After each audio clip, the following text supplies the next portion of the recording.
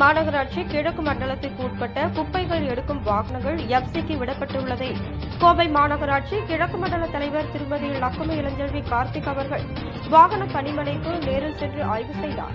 மேலும் அனைத்து வாகனங்களின் எஃப்சி பணிகளை விரைவாக முடித்து விரைவில் சுகாதாரத்துறைக்கு ஒப்படைக்குமாறு ஆலோசனை வழங்கினார். இந்நிகழ்வில் கிழக்கு மண்டல வாகன பராமரிப்பு உதவி பொறியாளர் ஜெயராஜ் ஆகியோர் உடனிருந்தனர்.